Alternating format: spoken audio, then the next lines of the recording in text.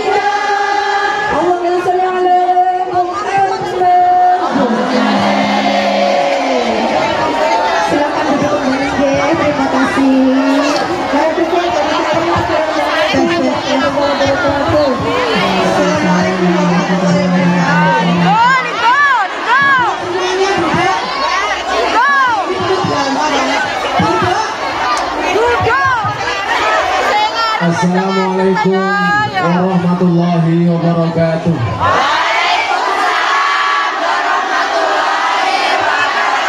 Alhamdulillahil qail. Bismillahirrahmanirrahim. Alladzi khalaqal mauta wal hayata liyabluwakum ayyukum ahsanu amala. Wa qala aidan innallaha wa malaikatahu yusholluna 'alan nabi. Ya ayyuhalladzina amanu shollu alaihi wa sallimu taslima. Shollu ala nabi Muhammad. Shollu ala nabi Muhammad. Allahumma sholli salatan kamilatan wa sallim salaman taman ala sayyidina Muhammadin alladhi tahalu bihi uqadu wa tanfariju bil qurabu wa tuqadu bil hawaiju wa tunalu bil ghaibu wa husnul khawatimi wa yustasqal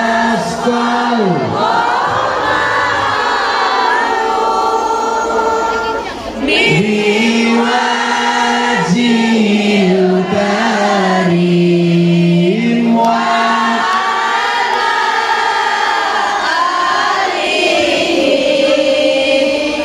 wasahbihi fi kulli lamhatin wa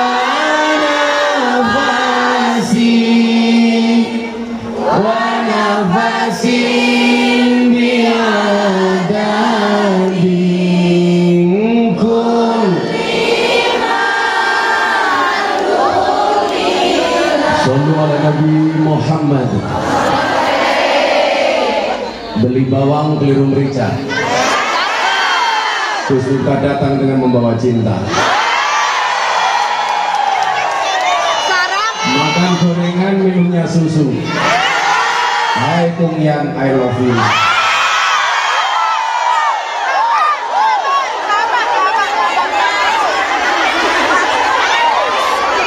Alhamdulillahirrahmanirrahim. Siang menjelang sore ini kita kembali dipertemukan. Saya datang atas nama cinta, Anda datang atas nama cinta. Berarti endingnya harus bahagia. Karena jatuh cinta itu harus bahagia. Karena kalau susah namanya jatuh tempo. Kebahagiaan yang paling tinggi adalah ketika kita bahagia dan Allah ridho. Amin. Saya yakin pertemuan siang hari ini mendatangkan ridhonya Allah. Amin. Saya yakin siang hari ini mendatangkan rahmatnya Allah. Pertanyaannya adalah kenapa ada bahasa istiqomah di dalam beragama? Karena kita tidak pernah tahu dari semua banyak amalan kita mana yang diterima oleh Allah. Kita nggak boleh sombong. Gus, saya sudah berjilbab. Gus, saya sudah umroh. Saya sudah haji. Saya sudah sedekah. Saya sudah ikut ngaji. Bahkan saya sudah berbakti dengan suami. Suami menyakiti, saya tetap berbakti. Tapi mohon maaf, oh enggak, suami berbakti, saya cari suami lagi.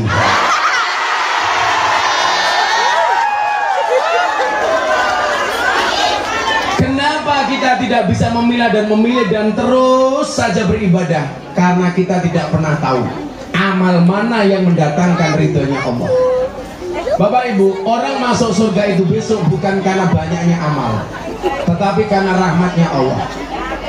Ada satu cerita, ada orang masuk surga ditanya sama malaikat. Ini semuanya besok pasti akan ditanya sama malaikat. Termasuk begitu kita masuk alam kubur, pasti ditanya sama malaikat Munkar Nakir. Minimal ditanya, man rabbuka? Jawaban, kamu nanya. Langsung gebuk cangkemmu orang malaikat. Nah, ini ada orang masuk surga, ditanya sama malaikat, kamu masuk surga. Kamu masuk surga karena apa? Dijawab karena amalnya. Dijawab sama yang bersangkutan karena amalnya. Maka malaikat ini tidak percaya. Dia mengatakan, kamu jelas Tony Boster, waton muni do bose banter. Becak tanpa pir, waton jeplak tanpa mikir. Gajah dibelangkoni, orang sedang. Akhirnya malaikat sowan kepada Allah. Ya Allah ya Rob, kebahagiaan tertinggi hamba itu apa? Dulu ada ustadz yang mengatakan kenikmatan tertinggi di surga itu adalah seks. Menurut saya ini salah besar. Orang berpuasa itu dijanjikan dua hal. Ada dua kebahagiaan bagi orang yang berpuasa. Satu, saat datangnya buka puasa, betul? Bahagia saat datangnya buka puasa. Kemudian yang kedua apa? Dijanjikan besok di akhirat akan langsung ketemu dengan Tuhanmu. Berarti apa? Puncak kenikmatan di surga itu bukan seks, tapi ketemu Gusti Allah. Kalau puncak tertinggi kenikmatan surga itu seks, nggak usah ke surga, cukup ke sarkem saja. Salah. Ternyata puncak kenikmatan tertinggi adalah besok ketemu dengan Allah. Zat Khalik yang selama ini kita sujud, yang selama ini kita ruku, yang selama ini kita berdoa, besok di akhirat kita akan ketemu langsung. Amin Allahumma. Amin. Tapi bagi mbak-mbak BMI ada 3 kebahagiaan bagi orang berpuasa. 1, buka puasa. 2, ketemu dengan Tuhannya. 3, mokel.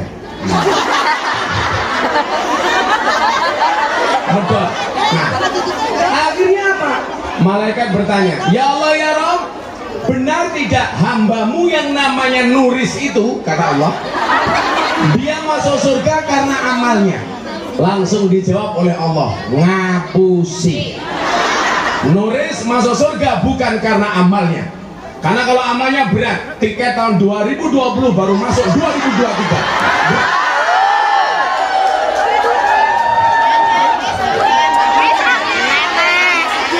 Tapi kan keren bayar utang. Buktinya Gus Miftah tetap datang. Jadi berarti saya diundang itu hanya untuk bayar utangnya Bu Nuris.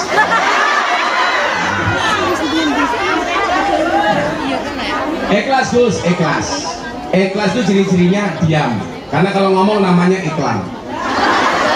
Ikhlas itu seperti keset. Diinjak-injak tetap welcome. Kamu kenapa ketawa? Kamu pakai masker. Takut COVID? Oh enggak, merongos. Akhirnya apa? Malaikat bertanya, ya Allah ya Rob, jika dia masuk surga bukan karena amalnya, lantas karena apa? Allah jawab, karena rahmatku, karena kasih sayangku.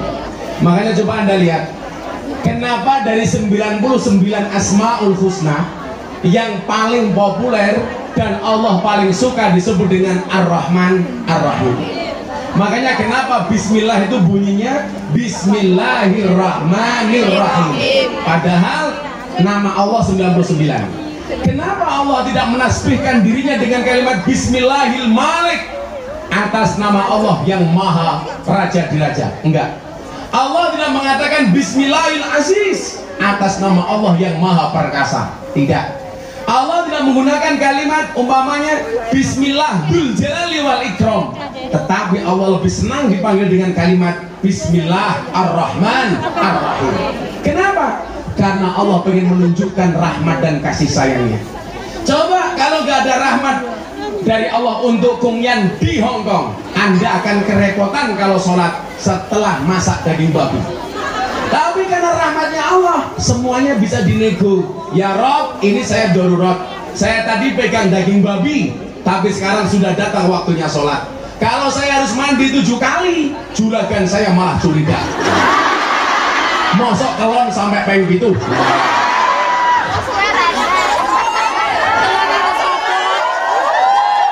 Maka di situ kemudian berlaku mekanisme Rahman dan Rahimnya Allah.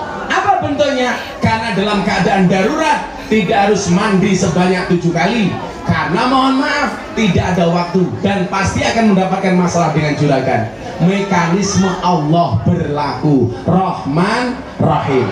Di saat gak ada makanan sama sekali, yang ada tinggal daging babi, maka Rahman dan Rahimnya Allah berlaku. Apa? Boleh untuk makan daging babi karena gak ada makanan yang lainnya. Maka mohon maaf, bagi saya yang dosa besar itu bukan karena Anda darurat makan daging babi karena gak ada makanan yang lain, tetapi yang paling besar dosanya adalah hati yang menyakiti. Betul Bu?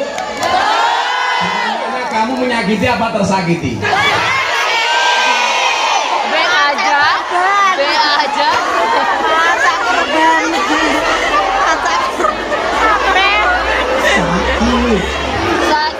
Nah, untuk membuktikan kebenaran bahwa orang ini masuk surga karena rahmatnya Allah, malaikat kemudian bertanya, bagaimana cara saya membuktikan dia masuk surga karena rahmatmu ya Allah? Gampang malaikat, kamu datangi nulis di surga. Terus apa yang harus saya lakukan? Culek matanya. Surga loh. Kita doakan Bu Nuris masuk surga pertama kali. Berangkat setelah sholat maghrib. Ingin masuk surga kan masuk surga Dewi saya. Kita doakan Bu Nuris panjang umur. Orang sedunia mati, Nuris hidup sendiri. Akhirnya apa? Benar, ini cerita malaikat mendatangi surga kemudian kembali ketemu dengan Nuris. Hei Nuris, cangkemmu dobos. Kamu katanya masuk surga karena amal, ternyata karena rahmatnya Allah. Akhirnya apa yang dilakukan oleh malaikat? Diambil 1 biji matanya Bu Nuris kemudian ditimbang. Begitu ditimbang ternyata mohon maaf, amal ibadah dari 1 biji matanya cuma 10%. 90% isinya maksiat. Nonton bokeh.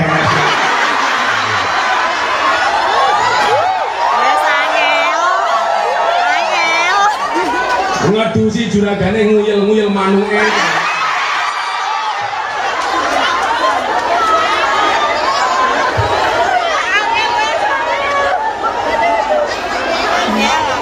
Malah diselendingi kayak pentil.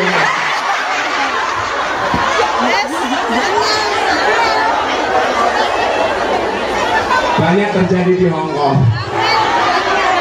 Nah, ini membuktikan apa? Bahwa Kenapa kita itu masuk surga bukan karena banyaknya amal, tapi karena rahmatnya Allah. Cuman persoalannya adalah karena kita tidak tahu amal mana yang mendatangkan rahmatnya Allah. Disitulah kenapa kita tidak boleh berhenti beramal.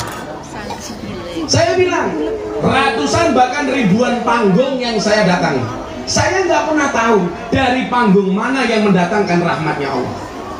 Maka kenapa saya tidak boleh berhenti? Saya harus tetap ngaji. Selain itu alasannya apa? An-nasu yamutuna ala ma'asu. Manusia itu akan dimatikan sebagaimana kebiasaan dia hidup.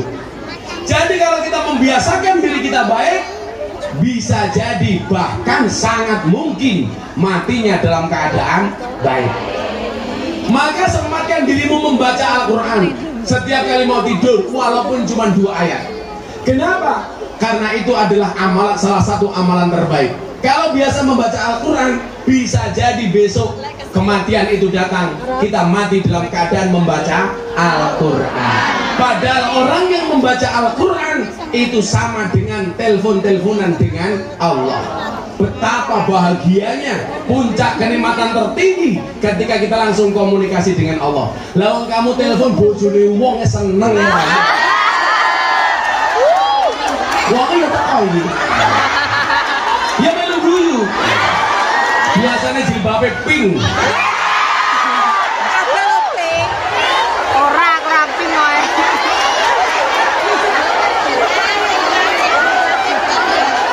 Ya sangel, angel jilbabe pink ya, iki pink wae. Bagaimana kalau kita teleponan langsung dengan Allah?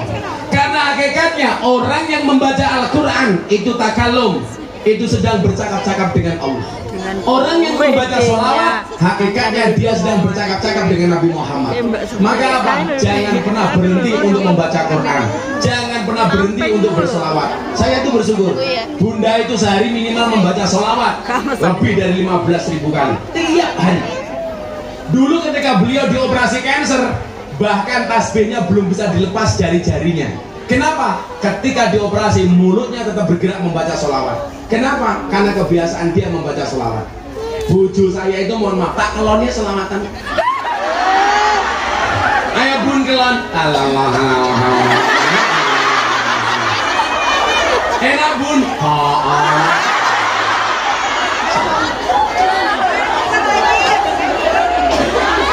Cie pengen cie. Malah jawab kancane ya dipikir no. Iya tapi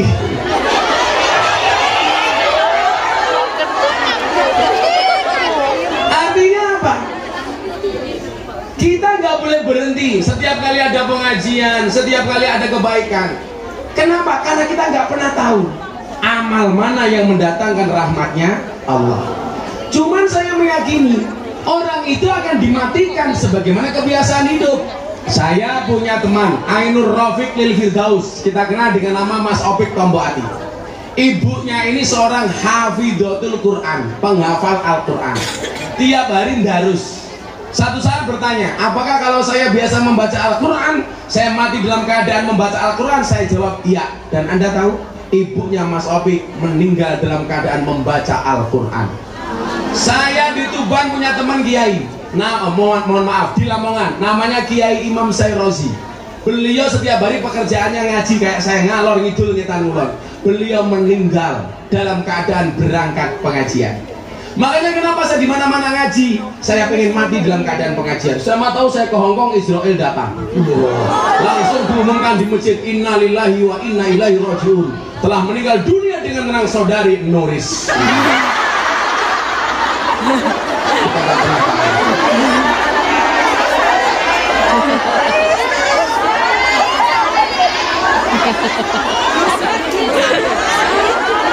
Remo bunuh diri. Sabar. Sabar itu indah. Iya. Ngatur.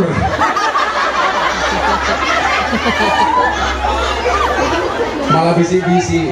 Dia itu bisik-bisik bukan menyampaikan pesan ke aku, tapi ingin dekat dengan aku. Sorry ya Bu, saya sama Bu Nur itu seperti Indomaret dan Alfamaret. Maksudnya apa? Berdekatan sih tapi gak pernah jadian. Iya. Kan Nur sudah tua. Aku bisa mati duluan. Karena aku bisa keracunan. Susu kadaluarsa. Ngawur. Itu bukan kadaluarsa. Susu fragmentasi. Malah kayak Yakul. Nah. Cangkemnya menyegar. Maka Ibu, gak ada alasan bagi kita untuk tidak berbuat baik. Kiai saya itu, Imam saya Rozi, akhirnya beliau berangkat pengajian dan beliau meninggal dunia dalam keadaan berangkat pengajian. Nah, maka kenapa? Berdiri. Ibu-ibu lebih suka saya duduk apa berdiri? Itulah perempuan. Mana-mana suka yang berdiri. Wedang ngerung disuguh kon ngadeg iki. Oke, setelah minum saya berdiri. Minum merah. Oke, tunggu aja. Anas, wedangnya telat. Ini yang mau masuk Islam 2 orang ini. Nah, nanti ya. Oke, saya minum dulu baru berdiri.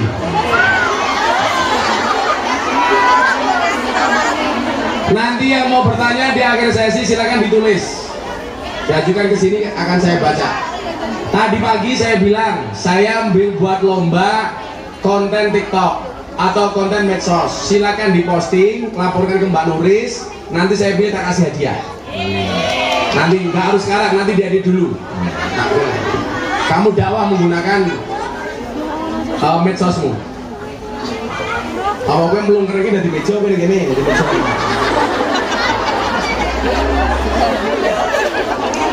Yo mosok kiai ngombe kon jeruk ini.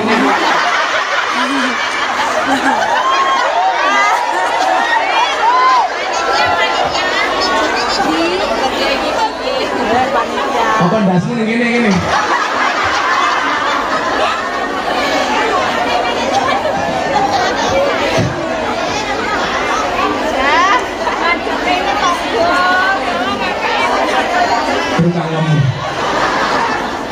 Oke, saya duduk. Wani Miro.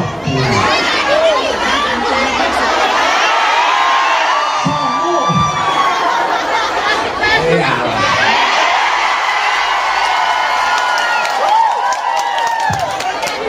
Ngaji dinyang. Diatur-atur. Sallallahu Nabi Muhammad. Ini ya, saya beri selawatan dulu ya. Mbak, ibu-ibu.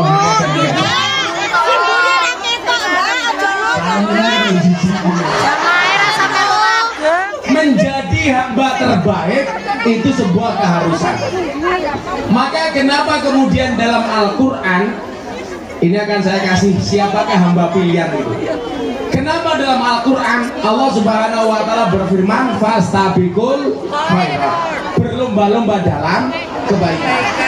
Yang perlu Anda ingat adalah berlomba-lomba dalam kebaikan itu bukan memperebutkan satu posisi, tapi menjadi yang terbaik di posisi masing-masing. Anda kerja sebagai BMI, jadilah BMI terbaik. Siapa itu BMI terbaik? Satu, yang ketika dia berangkat niatnya baik, ketika bekerja baik, pulang dengan suami tetap baik. Karena banyak kasus di lapangan niatnya berangkat baik, begitu di Hongkong punya uang niatnya berubah. Betul? Di sini berubah, suaminya di rumah juga berubah. Ganti no.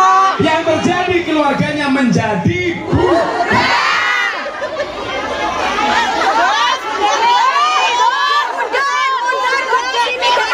mundur, Abah, mundur. nyanyi rungkat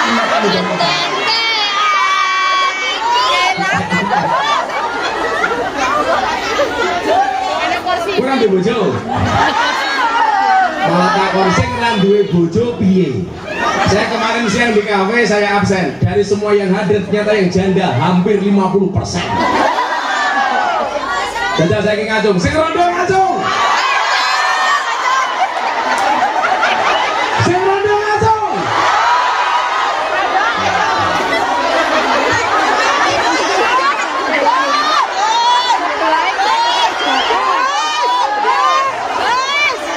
Wahai para janda, ingatlah, bisa jadi cinta pertamamu meninggalkan luka, tapi yakinlah cinta keduamu insya Allah menghadirkan surga.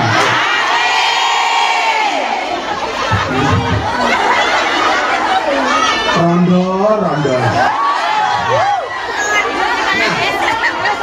Fastabiqul khairat, menjadi yang terbaik di posisi masing-masing. BMI yang baik. Bagaimana menjadi BMI yang baik? Yang pertama, jaga niat dari awal. Niat berangkat ke Hong Kong untuk membahagiakan orang tuanya. Begitu Anda punya uang, jangan sampai lupa dengan orang tua. Berangkat ke Hong Kong niatnya membahagiakan keluarga, maka membahagiakan keluarga jangan sampai kamu melupakannya. Pengen membahagiakan anak-anaknya, tetap menjadi sebuah prioritas. Jangan pernah berubah walaupun ekonomimu berubah. Jangan pernah berubah walaupun taraf hidupmu berubah. Tetap biasa-biasa wae. Orang hebat itu siapa? Duwe duit, orang duwe duit podo. Duwe duit biasa-biasa wae, orang duwe duit biasa-biasa wae. Tapi kadang-kadang berubah. Berangkat dari Jawa Timur, Jilbaban, begitu ning Hong Kong ngelungsumi.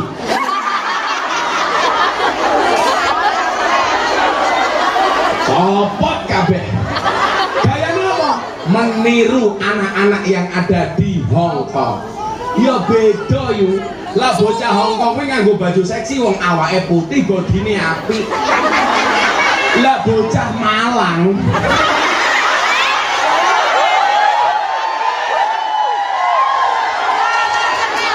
melu-melu fashionnya kaya bocah Hong Kong, pakai you can see, padahal tungkae meletek-meletek, kakinya belang-belang, ora pantes. Podo-podo nyawangi, aku milih nyawang cah Hong Kong. Podo-podo dosane. Ayo bayangno, nuris nganggo you can see.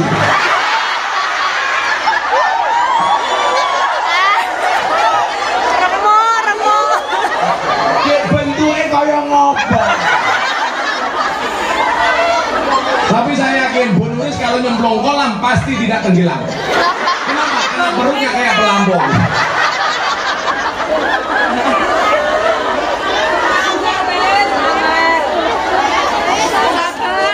Nah, menjadi yang terbaik itu caranya bagaimana? Kita lihat patokannya. Sabda Nabi Muhammad Sallallahu Alaihi Wasallam. Mudah-mudahan kehadiran kita hari ini menjadi kebahagiaan bagi Kanjeng Nabi. Terutama saya mau kasih semangat untuk teman-teman panitia pengajian. Ini panitia ini. Jadi seragam kita sama sih. Aku jadi malu. Oh ya podo ngopo gitu. Janjian matamu ora. Kapelan. Kapelan, Bos. Besti. Jodoh. Untuk kamu rugi aku. Besti, Bos, Besti. Besti murah dinyang. Nah, saya mau kasih sebelum saya lanjutkan yang terbaik untuk panitia. Saya mau cerita Habib Mundir Al-Musawwah almarhum. Beliau orang yang sangat dekat dengan Rasulullah. Bahkan kematian beliau sudah prediksikan karena langsung mendapatkan kabar dari Rasulullah.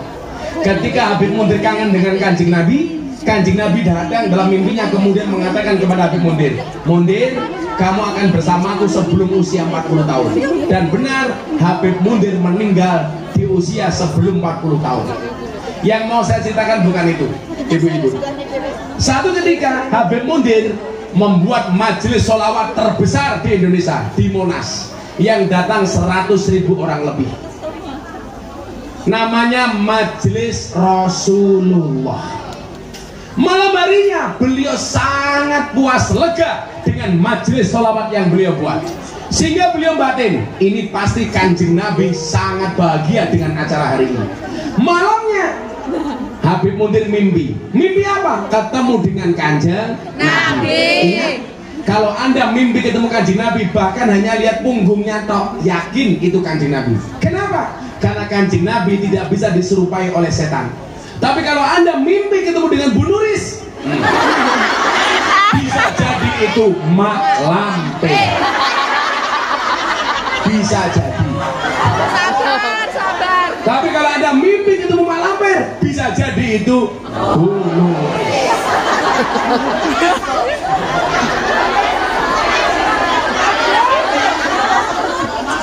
Tapi kalau Anda mimpi ketemu Gus Miftah, bisa jadi itu Sahruhan.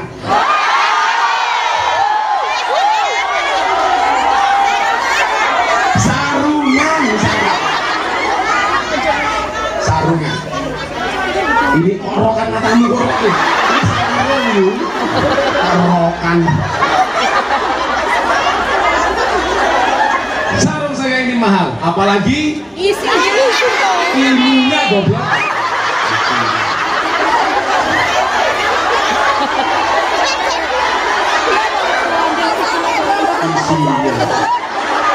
Kamu jangan bayangin aku.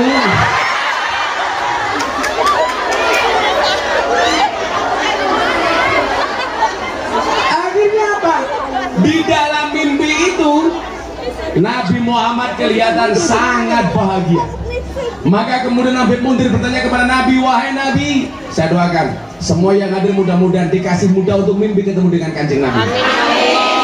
Caranya gampang, istiqomahkan sholawat minimal deh 1000. Sallallahu ala Muhammad, sallallahu ala Muhammad, sallallahu ala Muhammad. Enggak sampai 5 menit kamu nyapu sambil sallallahu ala Muhammad boleh. Pertanyaannya bukan masalah bisa apa enggak bisa, tapi mau apa enggak mau. Saya yakin kita semuanya mampu. Kemudian apa? Habib Mundir bertanya, Rasul, apa yang paling membuatmu bahagia? Apa jawaban Nabi Muhammad? Saya bahagia. Sampaikan salamku. Habib Mundir batin, ini pasti Kanjeng Nabi bahagia dengan saya. Ternyata apa? Nabi Muhammad jawab, wahai Mundir, sampaikan salamku kepada mereka yang pasang umbul-umbul. Wahai Mundir, sampaikan salamku kepada mereka yang pasang tenda, kepada semua orang yang terlibat dengan acara itu. Begitu bangun, Habib Mundir langsung batin, tahu seperti itu yang masang umbul-umbul aku sendiri. Artinya apa? Itu hebatnya panitia pengajian. Saya yakin panitia pengajian ini akan dibanggakan oleh Rasulullah. Amin. Ruana.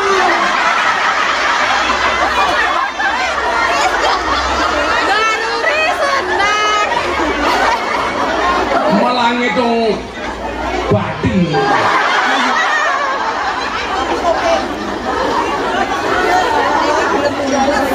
Ototalan sopir. Coba kita lihat bagaimana kemudian Allah mengatakan orang-orang yang terlibat di pengajian itu istimewa.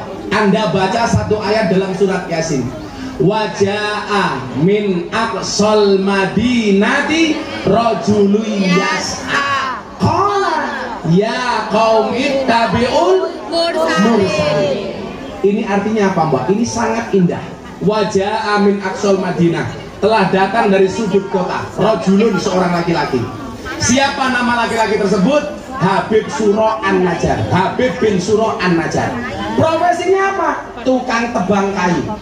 Tapi begitu dia meninggal dunia, malaikat menangis. Alam langit semuanya gemuruh. Mereka bersedih, penduduk langit bersedih. Keistimewaannya apa?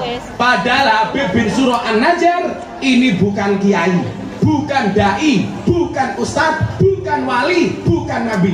Tetapi kematiannya membuat alam langit bergemuruh. Malaikat menangis, penduduk langit menangis. Alasannya apa?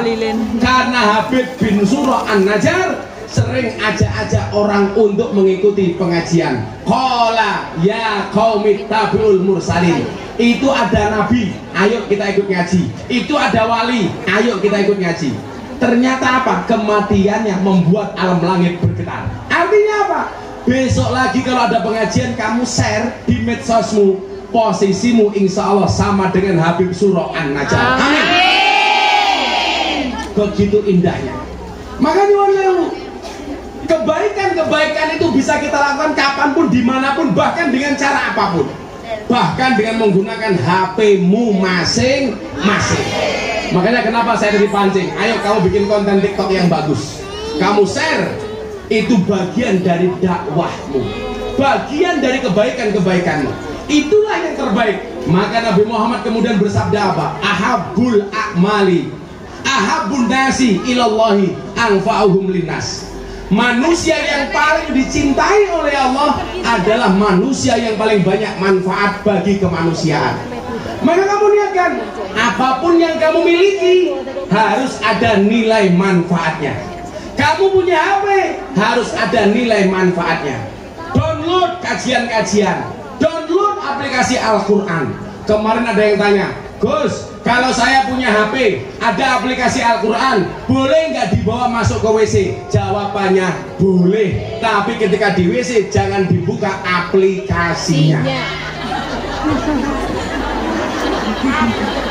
Yang dibuka apa? Maria Ozawa.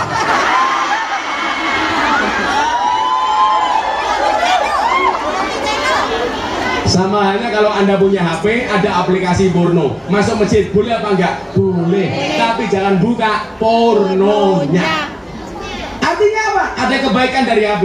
Ini mau download Facebook HP ini cross yang bahaya.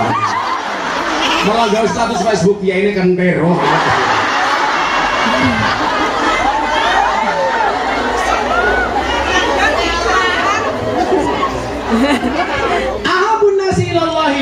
Anfa'um linnas.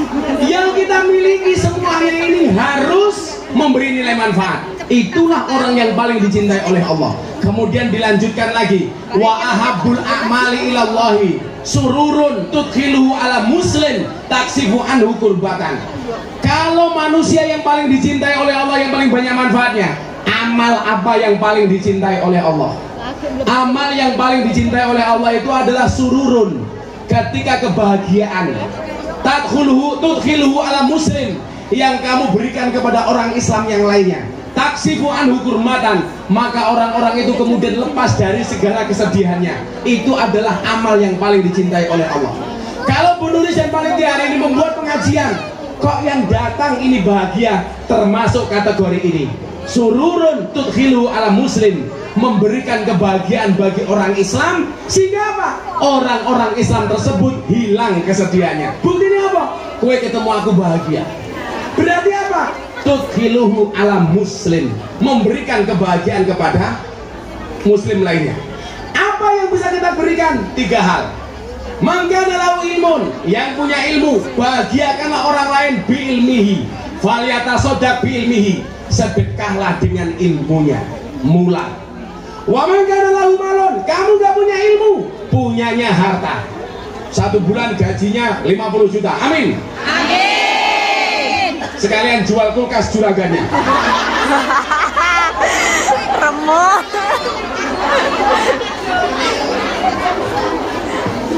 Ora payu. Bisa doakan, mudah-mudahan gajinya besok minimal sebulan 50 juta. Potong pajak 90%.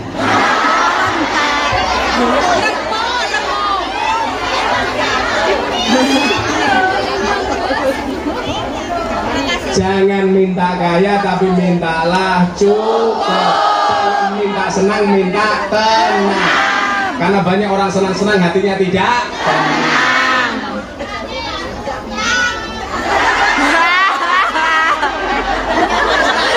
Okean utang, ketok rupamu kaya kalkulator.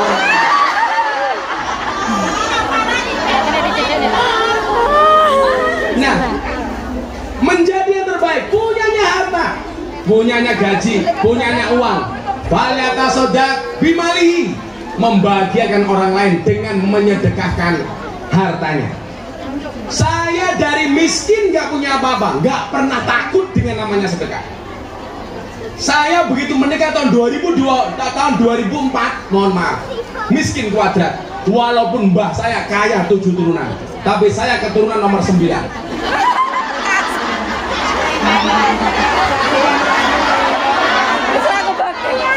Ada yang dari Jawa Timur, ada yang dari Ponorogo.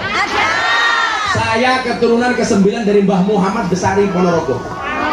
Miftah Maulana Habibur Rahman, punya Bapak Kiai Muradi, punya Bapak Kiai Muhammad Boniran, Muhammad Usman Jalal Iman Kadonawi, Madarum Kiai Ilyas Muhammad Besari. Di atasnya Mbah Anom Besari, di atasnya Mbah Abdullah Mursuk, Mbah Abdullah Mursad, di atasnya Raden Demang, di atasnya Pangeran Demang, di atasnya Panembahan Praworo, di atasnya Susunan Wirasmoro, di atasnya Sultan Trenggono, di atasnya Raden Patah, di atasnya Prabu Brawijaya. Wow. Makanya jangan ganteng.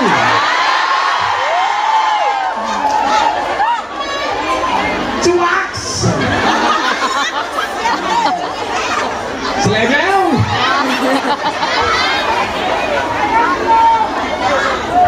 Modaks. Begitu sulit. Lupakan silit. Nah, waktu saya miskin, kiai saya bilang begini sama saya. Le, gue pengen sugih. Oke. Ojo ngitung, ojo pitung, ojo hitungan. Sok bakal gue ra iso ngitung dalam bahasa Jawa. Saya waktu itu mikir, sing tak hitung ki apa duit lan duit. Saya begitu dulu buka dompet, rasanya ya Allah kayak ngiris berambang. Pedes. Nangis. Makanya hari ini Anda yang punya banyak utang, punya masalah, silakan datang ke pondok saya. Ngapain? Ayo nangis bareng.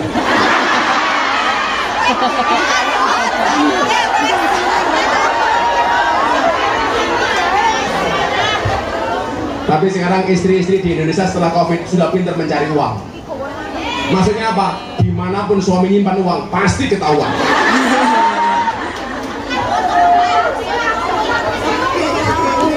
Coba ingat teorinya. Ojo ngitung, ojo pitung, ojo hitungan. Sok bakal gue ra iso ngitung. Dan ternyata itu saya praktekkan.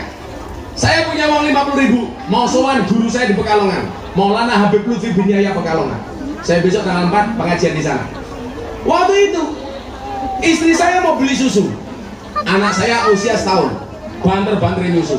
Saya bilang sama istri saya, Ben,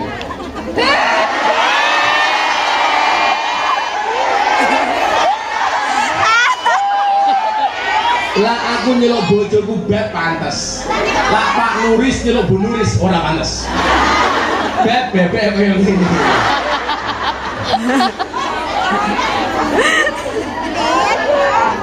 Istri saya jawab, iya say. Syaitanir rajim. Saya bilang, punya uang gak? Ada bah, masih 50.000. Boleh gak saya minta uangnya? Untuk apa bah? Saya mau sowan Abah Lutfi, masa nggak ada salam tempel? Saya malu masa sowan kiai besar, Habib besar, saya nggak ada salam tempel. Nanti susu anak gimana bah? Santai saja. Yakin bahwa keberkahan itu ada. Akhirnya saya bawa uang 50.000, saya ke Pekalongan. Dari saya miskin, Habib Lutfi itu panggil saya juragan. Dari saya nggak punya apa-apa. Jadi kalau saya sowan, juragane teko.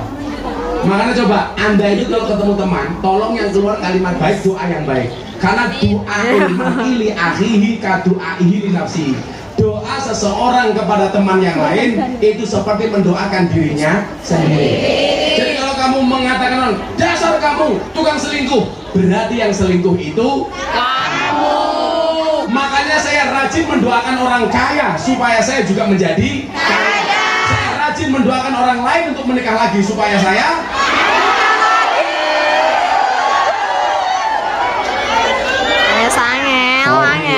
suami yang setia. Lelaki yang hebat bukan lelaki yang mencintai banyak wanita, tetapi mencintai satu wanita dengan banyak cara.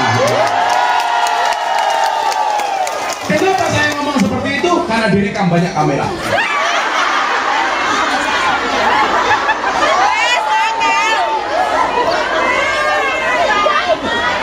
Ponakan bojoku modar aku.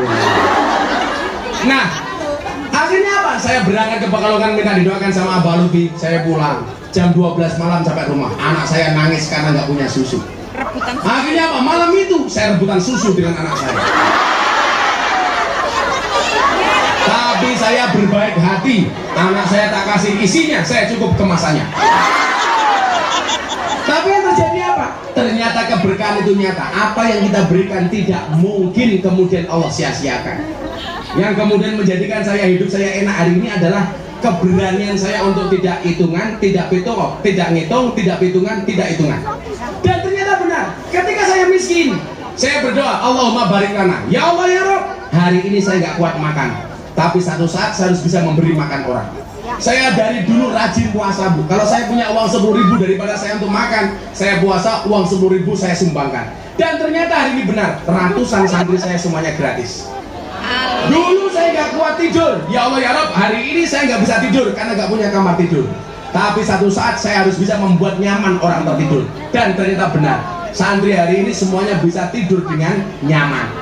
Berarti apa? Pola pikirnya ini yang perlu dirubah. Jadi mohon maaf, kalau kamu merasa yang kamu miliki itu mutlak punya kamu, Anda salah. Itu hanya Allah titipkan kepadamu.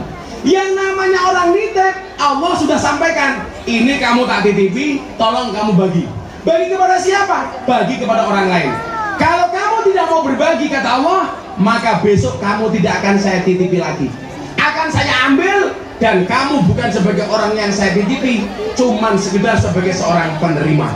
Yang perlu Anda ingat, senikmat-nikmatnya menerima lebih nikmat memberi.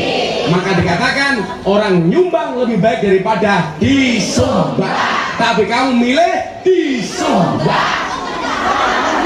Traktir sama traktir bagus mana? Kamu tapi milih ditraktir. Tangan di atas sama tangan di bawah bagus mana? Di atas. Kamu pilih di atas apa di bawah? Di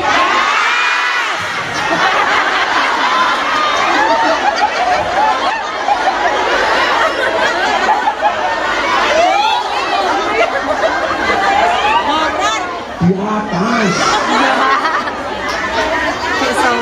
Kalau ada kotak jalan, ada dompetmu $1 sama $100. Yang kamu masukkan $1 apa $100? Kancok. Di atas.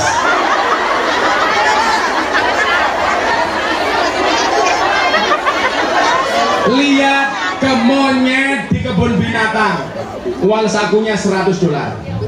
Lihat kiai ada kotak infaknya $1.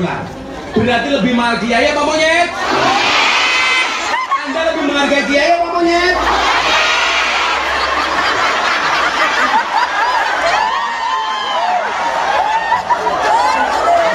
Aku erosi.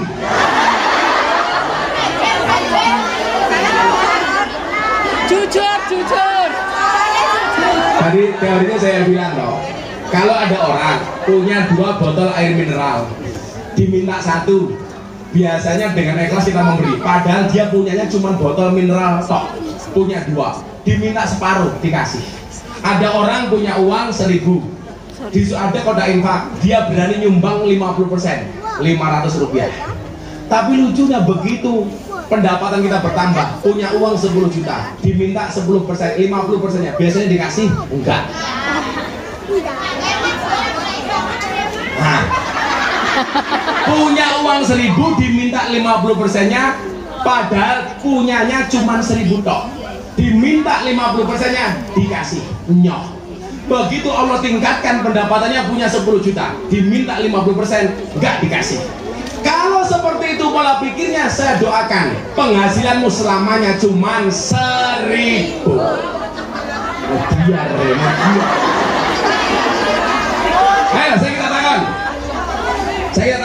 kalau ada nanti kotak infak punya $100 sama $1, yang dimasukkan 1 apa 100? Ngapu sih. Sampai nanti ada kotak infaknya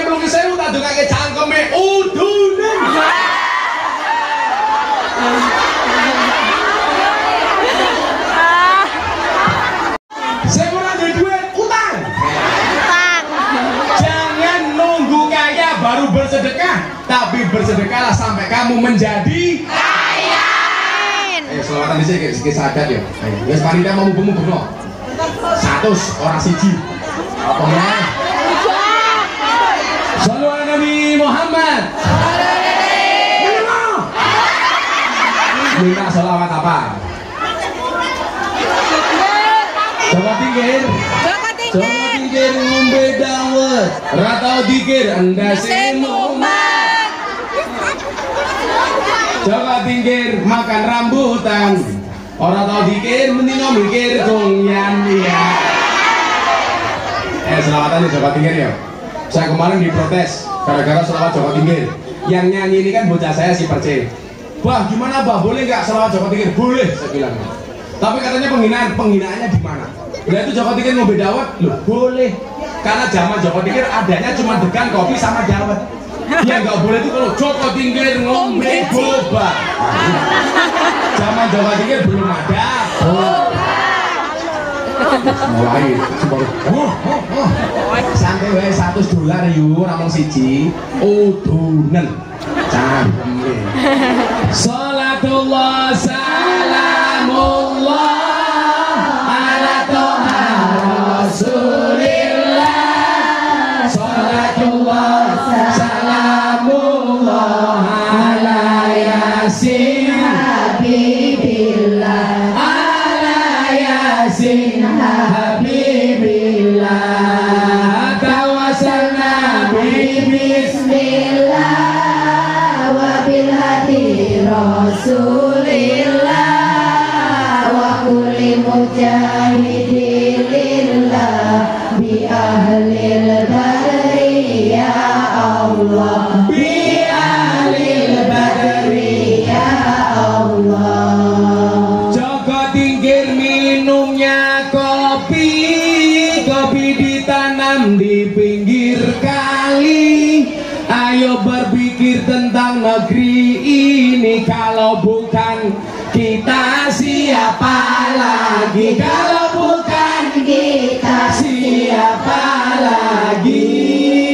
Salatullah salamullah ala toha rasulillah. Salatullah salamullah ala yasin habibillah. Ala yasin habibillah tawassalna bismillah wa bil hadi rasulillah wa kulli mujahidillah bi ahlil badri ya Allah bi ahlil badri ya Allah. Jalan-jalan di pedesaan, desanya aman bersih terjaga. Sucikan hati tetapkan iman. Merah putih melekat di dada. Merah putih melekat di dada. Salatullah salamullah ala toha rasulillah.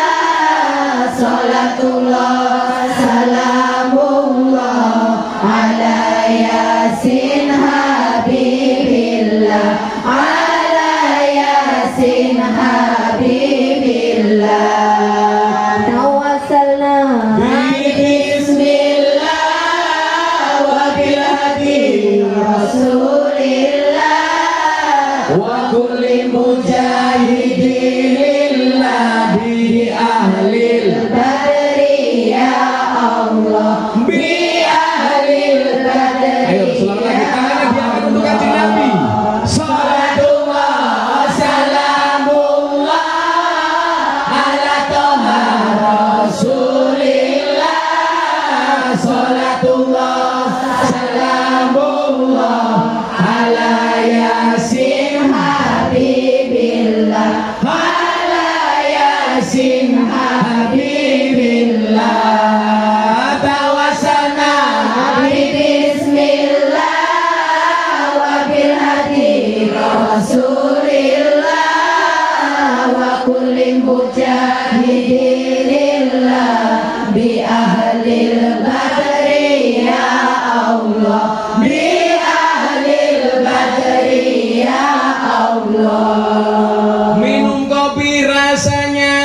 nikmat. Makan gorengan di tengah desa. Mari ngaji dan bersolawat dari Kungyan untuk Indonesia. Dari Kungyan untuk Indonesia. Salatullah salamullah ala toha rasulillah. Salatullah salamullah ala yasin habibillah. Ala yasin habibillah. Tawassalna bi bismillah wa bil hadi rasulillah wa kulli mujahidillah bi ahlil badri ya Allah. Bi ahlil badri ya Allah. Buah belimbing, buah pisang, raine glowing, kakinya belang-belang. Buah belimbing di atas ketek, raine glowing, tunggae meledak. Raine glowing, tunggae meledak. Salatullah salamullah ala toha rasulillah. Salatullah salamullah ala yasin habibillah. Ala yasin habibillah.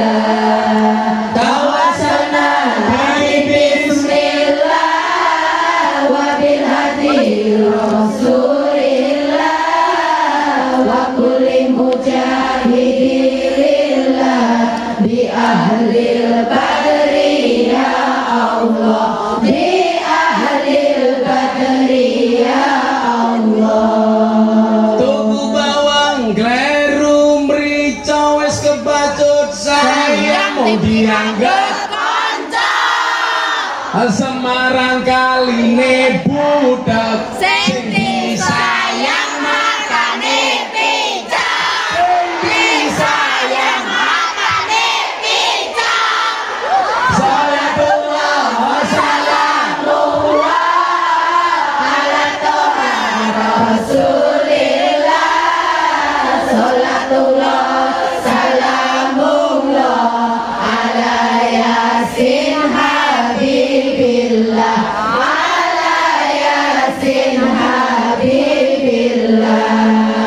Tawassalna bi bismillah wa bil hadi rasulillah wa kulli mujahidillah bi ahlil badri ya Allah. Bi ahlil badri ya Allah. Sallallahu Muhammad. Beli nongko dapat gorengan, ditinggal kerja bojo malah demenan. Remor. Saya mau tanya, saya punya dua ibu, yang satu ibu kandung, yang dua ibu angkat, yang membesarkan saya. Menurut Gus, jika harus memilih salah satunya, saya harus memilih yang mana? Coba yang jawab nggak usah saya, kamu saja. Milih ibu kandung apa ibu angkat? Tetap ibu kandung yang diprioritaskan tanpa harus mengecewakan ibu angkat. Kenapa demikian Gus? Ya, Imam Ali bin Abi Thalib berkata, jika seorang anak berbuat baik 24 jam seumur hidupnya, itu tidak mampu membayar jasa seorang ibu ketika melahirkannya. Seumur hidup loh, tidak akan bisa. Maka ketika kamu melahirkan ibu, mohon maaf, ini hebatnya wanita yang tidak dimiliki kelebihannya oleh pria. Begitu perempuan melahirkan, itu pilihannya dua. Kalau yang mati anaknya, anaknya memberikan syafaat pertolongan kepada ibunya. Kalau yang mati ibunya, masuk surga tanpa hisab. Coba, hebatnya perempuan. Maka apa? Laki-laki tidak boleh semena-mena dengan perempuan, karena jasa ibu begitu luar biasa. Saya membayangkan begini, saya kebelet ngising ngempet setengah jam, motorku lorone raumo. Apa meneh wae iki kadang-kadang 2 hari 2 malam nggak keluar-keluar, betul? Nanti suwek sikite. Buka piro? Loro. Buka piro? 3. Nutup meneh. Akhirnya buka loro, buka 3, nganti buka 15. 10. 15 ombo banget. Kena kayak aula. Begitu bayinya keluar, ternyata itu bukan akhir dari penderitaan seorang ibu. Begitu bayi keluar, dokternya datang. Bu, dondomi dulu. Mosok ya dipasang resleting ini kepiye iki? Resleting iki.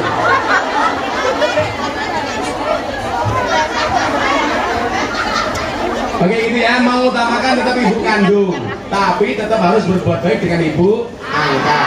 Jangankan ibu angkat, dengan orang lain saja kita tetap harus berbuat baik. Yang lagi. Ada kertas bos, 2 orang bertanya. Yaudah, 2 orang bertanya sini. Ayo siapa yang bertanya?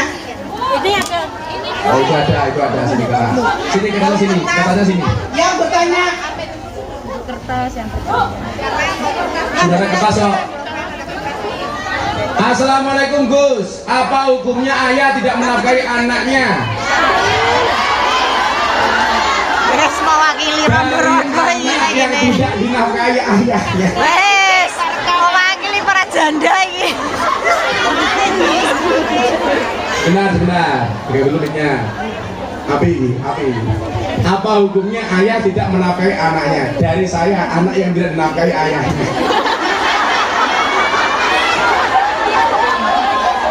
Iki wongnya sing ndi?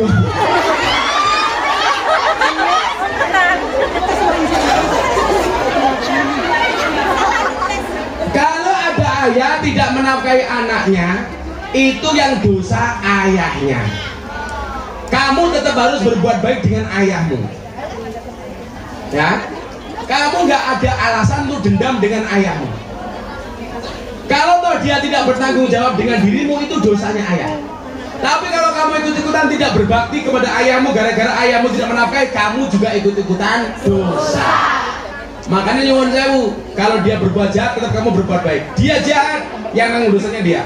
Kalau kamu ikut-ikutan jahat, berarti kamu gak ada bedanya dengan ayahmu. Muka-muka ayahmu nonton nih. Rungok lo ya.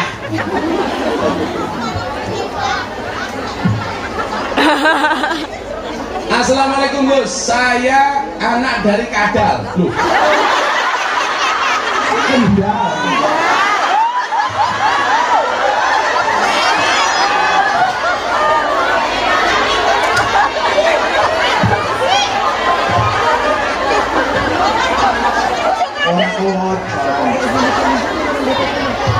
Saya anak dari Kendal, mau tanya, apakah boleh dalam 1 tahun di 1 rumah melaksanakan pernikahan? Ini masih dulu. Apakah boleh dalam 1 tahun di 1 rumah melaksanakan pernikahan? Misalnya saya bulan 12, adik saya bulan 6. Mau bendina ya ento.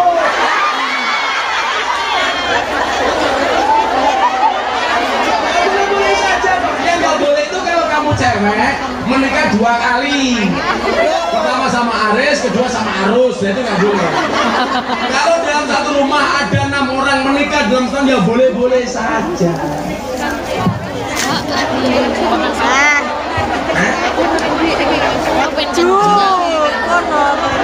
Kalau orang Jawa, gini, dalam ilmu Jawa itu ada ilmu weton, ada hitungan. Ilmu weton itu boleh dipelajari, nggak boleh diyakini. Karena weton itu bukan kitab suci. Mama nih, kamu tanya apa?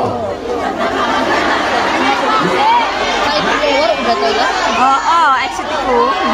Kamu tanya apa ibu ini? Jumat lagi tidak cocok hidup di air.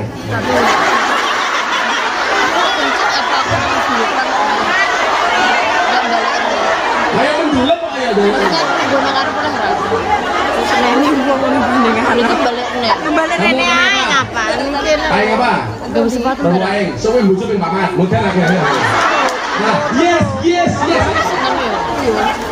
Ilmu weton boleh dipelajari, nggak boleh diyakini. Saya pernah menikahkan santri saya gara-gara ibunya tidak berani menikahkan. Karena menurut dukunnya kalau ini dinikahkan ibunya mati duluan. Gara-gara apa? Yang laki-laki wetonnya wage, yang perempuan pahing.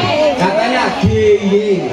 Kalau menikah ibunya mati duluan. Saya bilang kalau wage sama pahing ya geying. Kalau wage sama wage ya gege. Kalau wage sama kliwon ya geyong.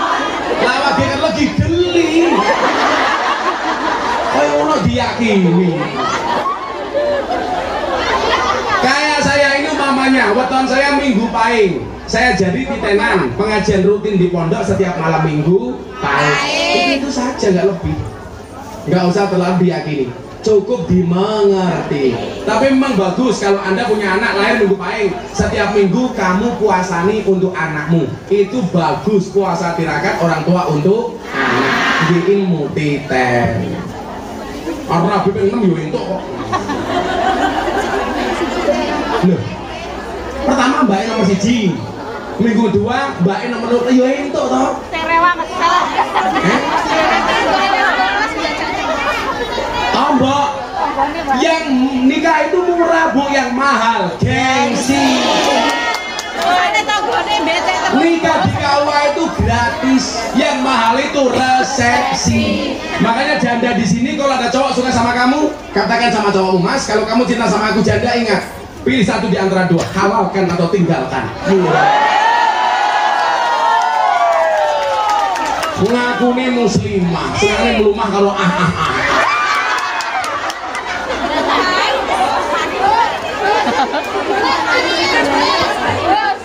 Rabi. Ingat, menikah itu membukakan 2 jalan. 1 jalan rezeki, nomor 2 jalan barokah goblok.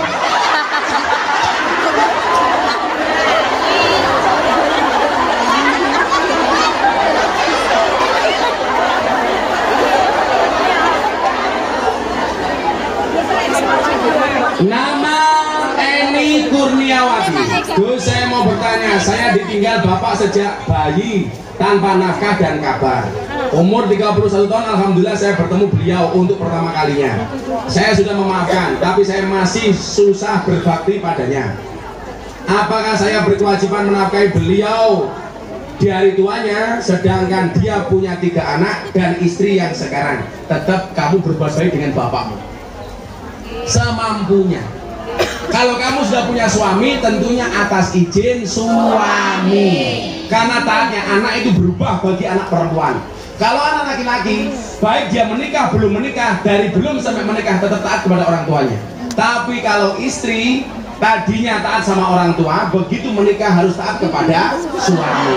Yang perlu Anda ingat adalah, biasanya rusaknya hubungan suami dengan orang tua itu biasanya karena intervensi istri.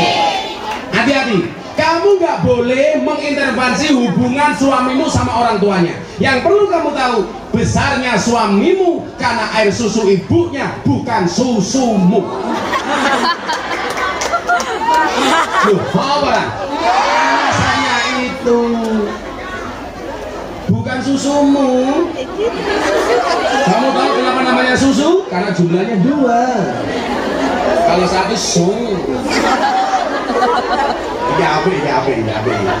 Assalamualaikum warahmatullahi wabarakatuh. Gus, apa hukumnya kawin lari?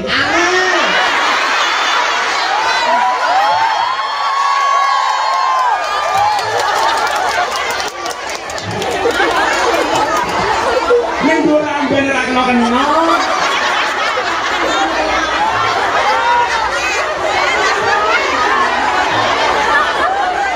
Ayo nol. Apa hukumnya kawin lari? Sah apa tidak karena tidak direstui orang tua? Oh, tidak sah. Kalau posisimu perempuan harus ada wali. Kecuali kamu janda. Itu ada kaul yang membolehkan seorang janda tidak menggunakan wali. Kenapa? Karena janda sudah dianggap berpengalaman.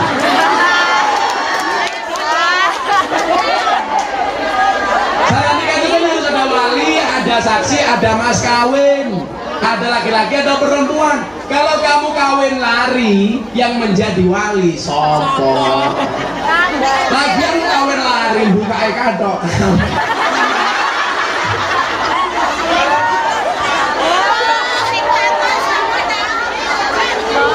Kawin larinya ngajak wali, namanya bukan kawin lari. Jadi nggak sah, nggak boleh. Harus ada wali, ada dua saksi.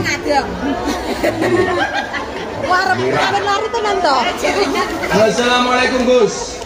Saya mau bertanya apa hukumnya nikah siri secara online?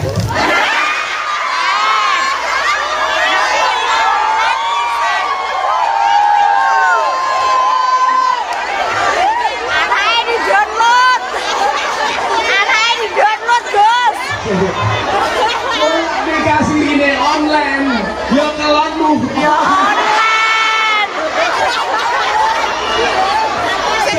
Bayi ini lahir, orang lahir, tapi mau download.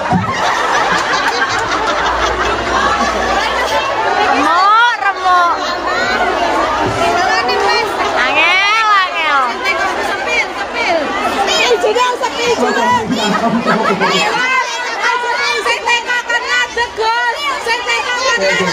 Tapi ini menarik, kajian bikin modern. Jadi begini. Yang tanya berdiri. Hongkong Indonesia sampai sekarang belum menikah resmi, tapi sudah satu rumah. Tahun. Jadi begini. Kalau jadi Hongkong Indonesia satu rumah kan gitu. Pulang. Jadi begini.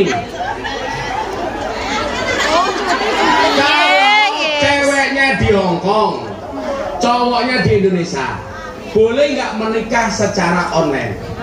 Bahkan kalau mbaknya nggak ada saja, yang menikahkan bapaknya itu sah. Makanya tradisinya ada satu daerah yang ketika menikah anaknya tidak dihadirkan, cukup wali. Berarti kalau ada walinya, ada saksinya, tetap sah. Selama yang bersangkutan benar-benar orangnya. Jangan sampai nikahnya dengan A, ternyata yang membaca ijab B, itu nggak boleh.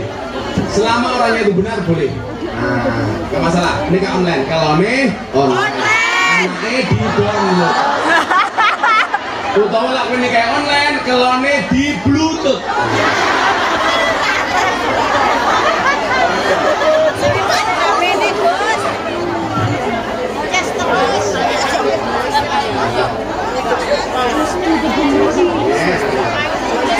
Online. Terus saya mau bertanya, apa hukumnya bagi suami yang tidak menafkahi selama 2 tahun? Tapi posisiku kerja di Hongkong dari Kunkan, Kunyan, sama dia punya kabel. Jadi begini, kalau Anda membaca buku nikah itu ada namanya sihot taklik, itu undang-undang pernikahan. Bila suami tidak menafkahi istri lahir dan batin selama 3 bulan atau berapa itu, maka jatuhlah talak pertama. Ada tak itu? Kecuali 2 tahun tidak nafkahi karena alasan syar'i. Umpamane bojomu ning omah stroke. Umpamane. Kamu tahu stroke itu penyakit apa? Stroke itu penyakit yang diakibatkan gara-gara adanya ketidakseimbangan antara stroke gaji dan stroke belanja.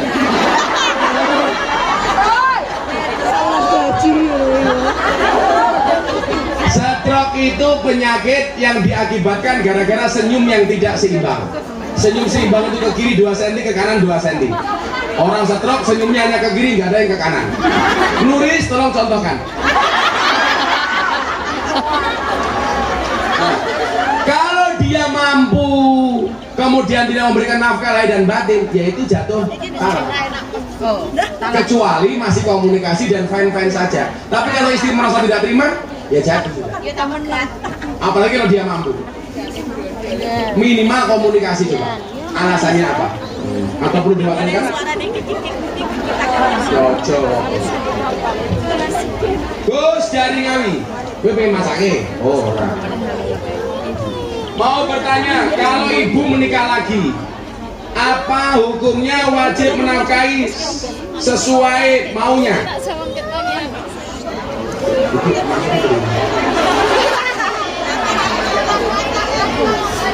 Kalau ibu menikah lagi, kuwi ndembok lagi meneh. Apa hukumnya wajib menafkahi sesuai maunya? Jadi begini, kewajiban nafkah itu dari suami, dari anak itu berbakti. Berbakti semampunya. Berbakti semampunya. Terutama kalau berkaitan dengan kebutuhan pokok. Kok ibumu kekurangan, nggak bisa makan, minum dan lain sebagainya, nyandang, tolong itu dipenuhi. Tapi kalau dek, tuh kono aku apartemen, mbahmu bu, ora kuat aku. Sesuai dengan kemampuannya, tidak melebihi batas kemampuannya. Bahkan Allah pun tidak memberikan ujian melebihi batas kemampuan manusia. La yukallifullahu nafsan illa wus'aha. Apalagi dengan manusia. Jadi semampunya saja. Terus saya bekerja 9 tahun, hampir semua buat mereka. Kamu bukan manusia, malaikat. Tetapi tidak pernah cukup dan sudah 3 bulan saya tidak tegur sapa. Saya blokir nomornya karena masalah uang. Hukumnya gimana Gus? Kamu blokir, mutus silaturahmi itu dosa. La yadkhuluna jannata qatibun. Kan tidak ngasih bukan berarti harus diblokir. Malah aku diblokir. Ya cukup diwaca saja toh. Malah aku diblokir. Supaya nggak ketahuan dibaca, hilangkan centang birunya.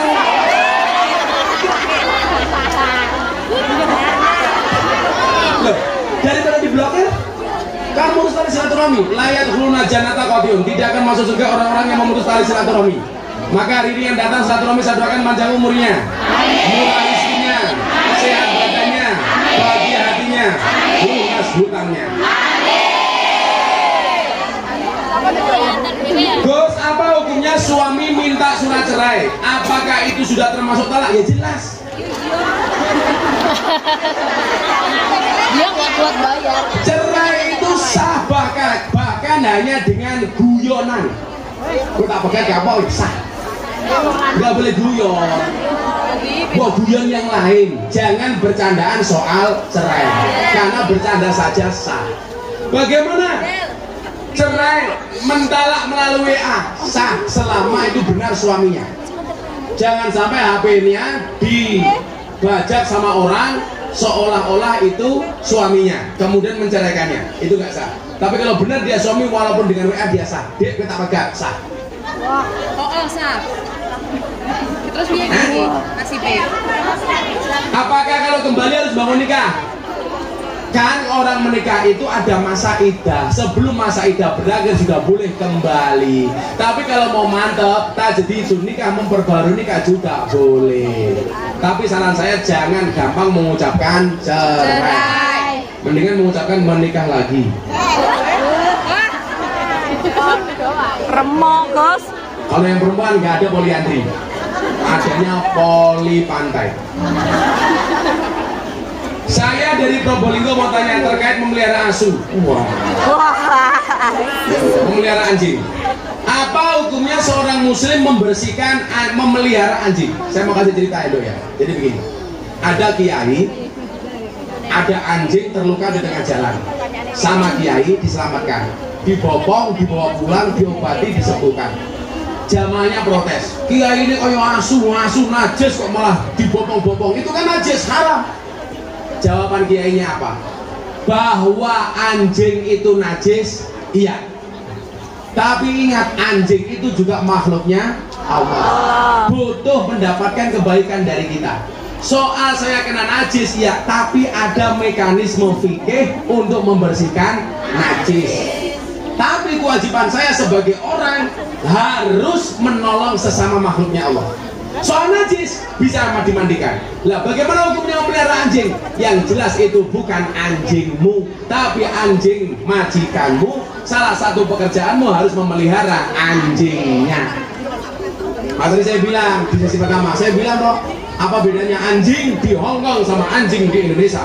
Nah, di Hongkong anjing seperti teman, di Indonesia teman seperti anjing.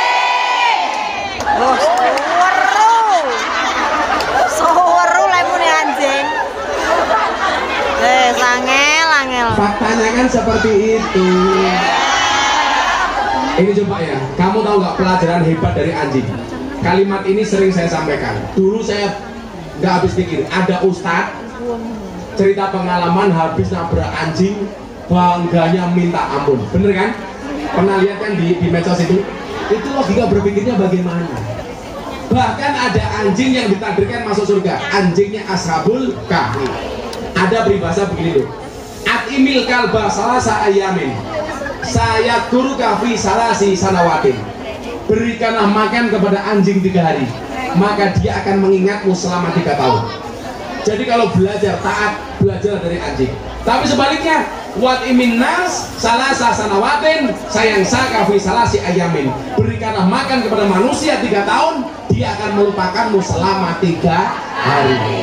Ngasih makan anjing 3 hari, diingat-ingat 3 tahun. Ngasih makan manusia 3 tahun, dilupakan 3 hari. Nah, bilang kali. Maka saya bilang banyak teman seperti anjing. Sudah. Anjingnya nama sudah. Oh, saya bahasa karena lingkungan saya itu banyak anjing. Karena orang Katolik. Bu Nuris datang ke pondok saya dicegat asu. Hop hop hop hop hop. Apa hukumnya suami? Seorang suami tidak memenuhi nafkah batin kecuali sang istri yang selalu minta duluan.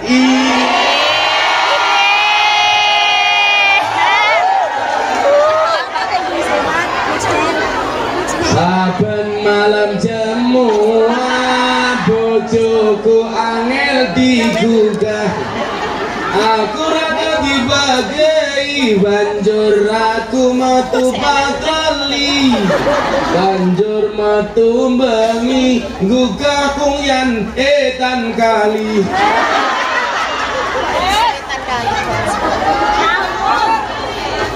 Ya Allah, jadi gini loh, boleh nggak istri itu minta duluan? Boleh. Sangat boleh. Iya, nggak boleh itu justru minta, suami minta kamu tolak, itu nggak boleh. Maka Kanjeng Nabi dawuh, layanilah suamimu walaupun di atas punggung unta. Makanya besok kamu pulang ke Indonesia bilang sama suamimu, Mas untone pun siap.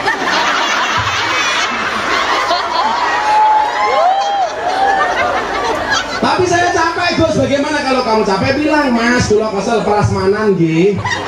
Iya nih, mau buka dewe tutup dewe. Oke.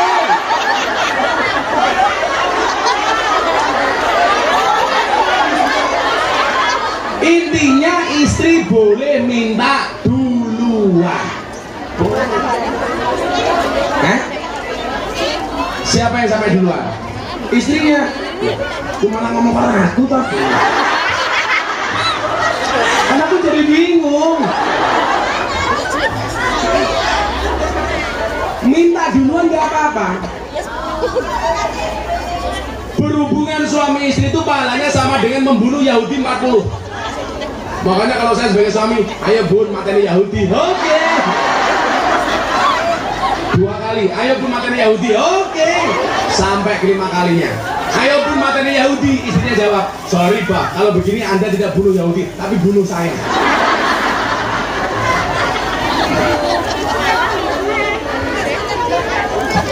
Enak pahala kok nolak. Oh, suaminya nggak kuat berdiri. Ya, tuh kok kayak opong.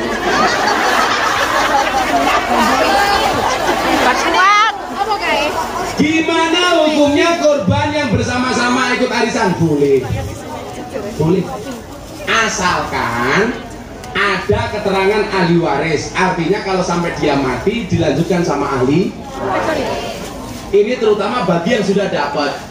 Kok sudah dapat masih kurang 5 putaran, yang sudah dapat kok mati, kan berarti ahli warisnya punya tanggung jawab. Ya nggak boleh kalau tidak ada ahli warisnya. Pertanyaan yang meneruskan siapa? Berarti dia punya hutang. Padahal siksa kubur paling berat gara-gara hutang. Maka teman-teman kungyan jangan rusak persaudaraanmu hanya gara-gara hutang.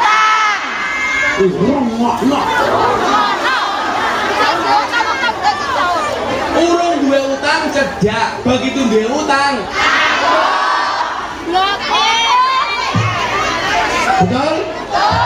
Ingat sahabat Sifat yang baik itu bukan menjelekkan antara satu dan yang lainnya, tapi menjelekkan orang lain bersama-sama.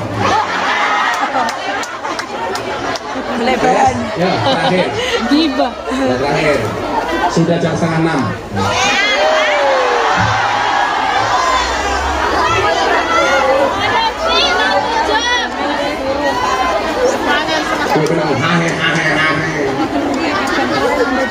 Coba, saya kemarin landing langsung ngaji, saya besok landing Jakarta langsung ngaji. Ini saya tadi kesini, ditelepon sama Pak Menteri Perdagangan Zulkifli Hasan. Itu salam untuk Mbak-mbak ya. Saya sampaikan salamnya Pak Menteri Perdagangan.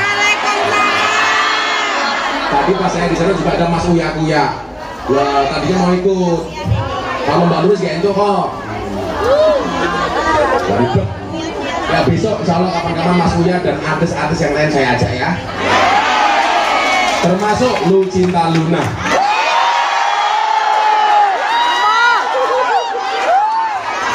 Buti ngangar banget. Wah, itu Lucinta Luna. Begitu ngerangkul saya, subhanallah, businya metu.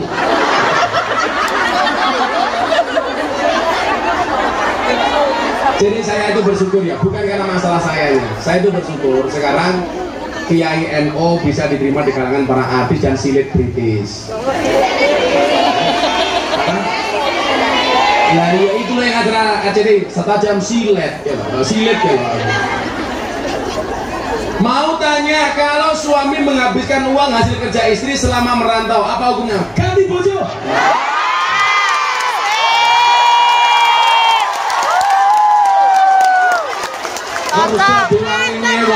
Wong Hong Kong loh. Yang di wong Hong Kong loh. Lah delok statusnya Bu Nuri sih, ngosek wis ini sih. Aduh, dintek kene ngomong tanggung jawab. Yang harus menjadi tulang punggung itu suami, bukan istri. Istri sifatnya bantu. Betul? Istri itu tulang rusuk, suami itu tulang punggung. Maka suami itu tulang punggung, bukan tulang tulung.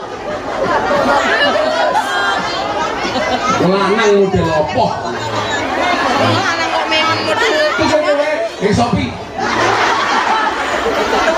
Karet ae ning Sopi. Malah jawab sing gelem karo bojomu sapa?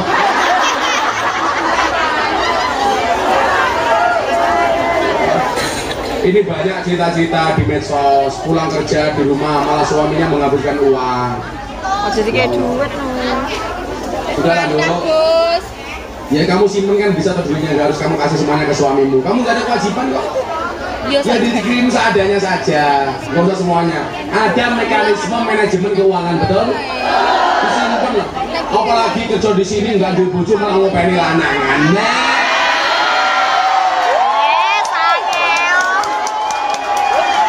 Dia apa lu? Gue sing ayem wae lu. Lah iya malah gede menang. Udah mau ngurusin titik wae. Sangeo. Wongnya ya teko iki. Ya melu guyu. Oh, iya. Jilbabnya coklat. Ayo, jilbabnya coklat itu ayo.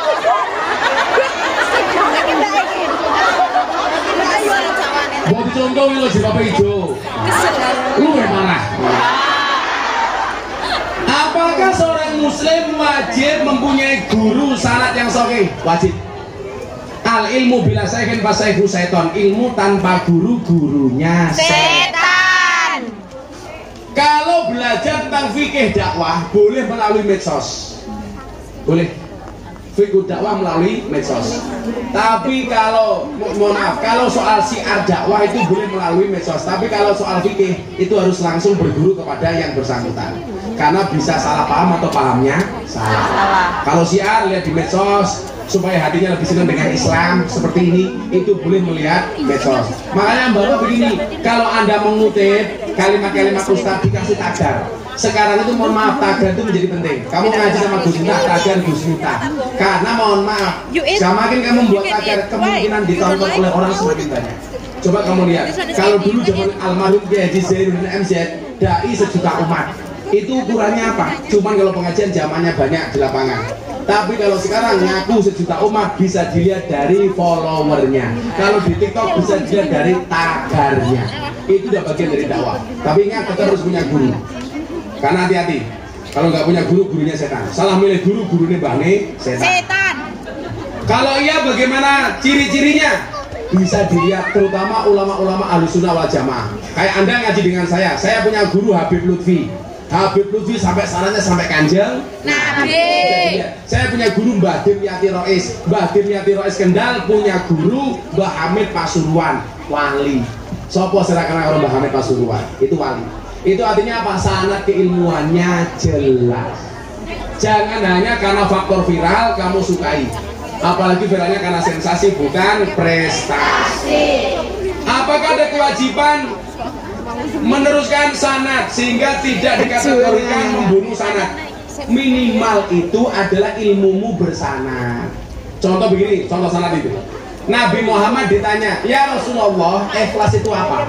Kanjeng Nabi tidak langsung jawab. Kanjeng Nabi tanya malaikat Jibril. Jibril tanya Allah. Allah diberikan jawabannya kepada Jibril. Jibril kepada Nabi Muhammad. Nabi Muhammad kepada para sahabat, tabiin, tabiin, sampai kiai-kiai hari ini. Itu namanya bersanad. Sampai kebanyakan ini.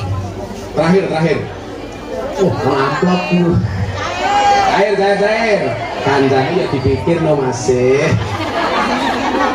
Kau keting aku melonjok hoor tenang. Nabi Samsudin. Sedekah buat almarhumah Ma'iyah Al-Fatihah. Bismillahirrahmanirrahim.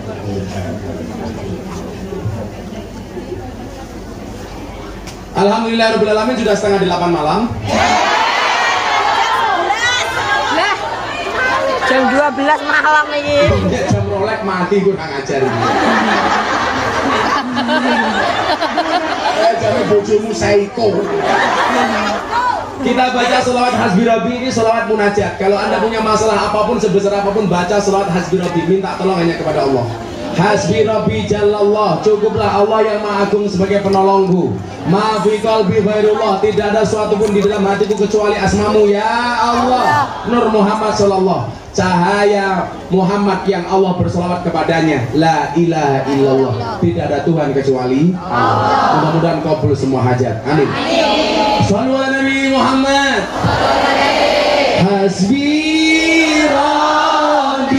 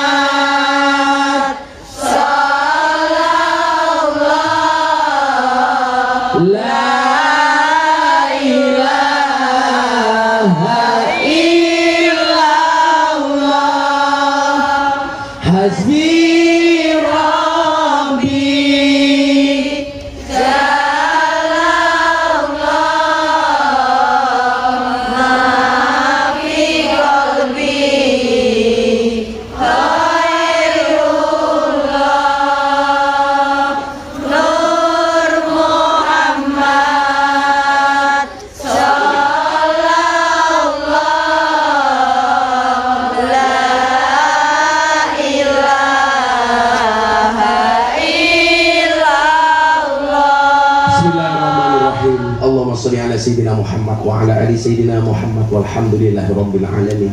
Hamdul syakirin, hamdan na'imin, hamdan yuafi ni'amahu wa yukafi mazidah. Ya Rabbana wa lakal hamdu kama yanbaghi li jalali wajhikal karim wa 'azimi sultan. Ya Allah ya Rabb, puji syukur kami tak terhingga ya Allah atas semua anugerah karunia nikmat rezeki yang kau berikan kepada kami ya Allah, atas karunia kesehatan, atas karunia kenikmatan dan lain-lainnya berkat rahman dan rahimmu ya Allah. Untuk itu ya Allah, izinkan kami sore hari ini ya Allah bermunajat kepadamu, mengangkat kedua tangan kami, mengkhusyukkan hati dan pikiran kami. Terima kasih kami ya Allah kepada semua nikmatmu.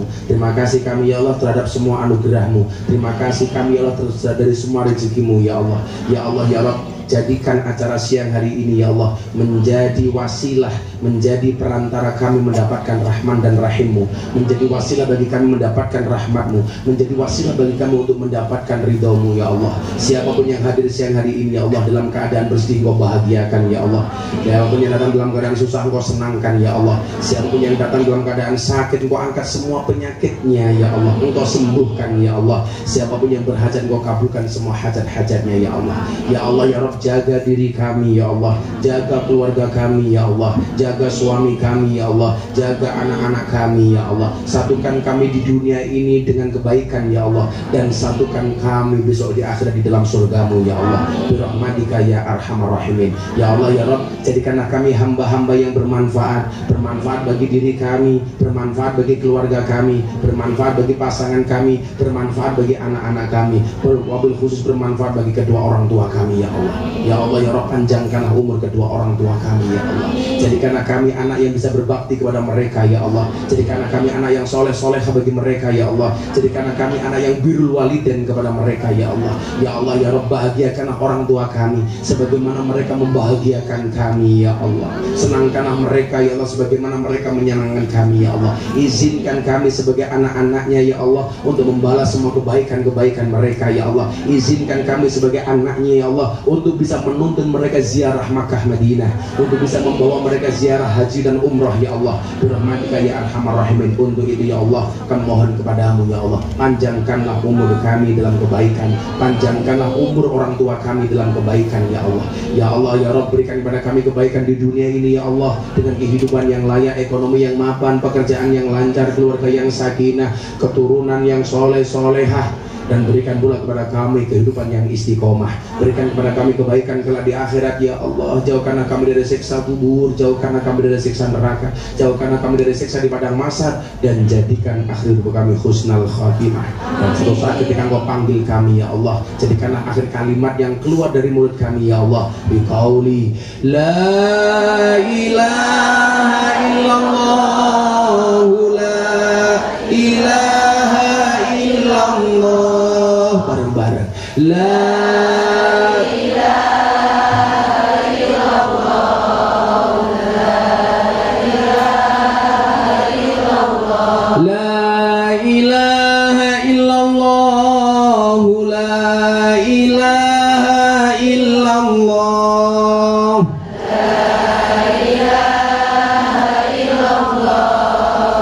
la ilaha illallah, la ilaha illallah, Sayyiduna Muhammadur Rasulullah. La ilaha illallah, Sayyiduna Muhammadur Rasulullah. Wahtim lana min bil khair wa ya khairan nasirina birahmatika ya arhamar rahimin. Rabbana atina fid dunya hasanah fil akhirati hasanah wa qina adzabannar. Walhamdulillahi rabbil alamin.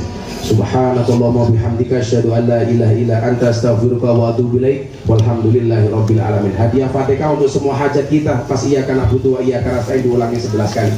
Ala hadimiyah al-Fatihah. Bismillahirrahmanirrahim. Alhamdulillahi rabbil alamin. Arrahmanir rahim. Maliki yaumiddin. Iyyaka na'budu wa iyyaka nasta'in. Iyyaka na'budu wa iyyaka nasta'in. Iyyaka na'budu wa iyyaka nasta'in. Iyyaka na'budu wa iyyaka nasta'in. Iyyaka na'budu wa iyyaka